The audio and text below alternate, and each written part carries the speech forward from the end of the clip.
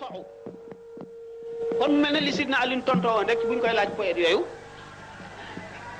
guddi maanaam guddi ba ci weeru gàmmu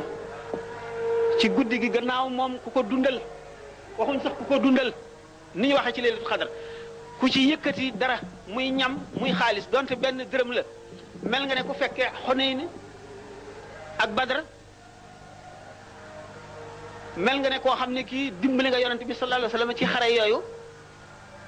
képp koo xam ne waajal nga ñam préparé nga ñam jox ko ñi nga xam ne ñooy waxtaan wala ñooy jàng wala ñooy seetaan nga xam ne ñi ngi dundal guddi gi daal dajale nga mboolem borom itte yu mag yi jaamu yàlla gi ñu daan jaamu yàlla li ñu daan fàggu lépp mu ngi mel ne booleel nañ la ko jox la ko waxuñu ko ci laylatul qadar waxuñu ci laylatul qadar ne mel nga ne saxaaba yi ci diggante bi nga xamee ne ñi ngi ci jamono yu njàqare yooyu jamono yu métti yooyu jaay seen deret jëndee ko yàlla laylatul qadar ak laylatul mawlid weeru koor ak weeru gàmmu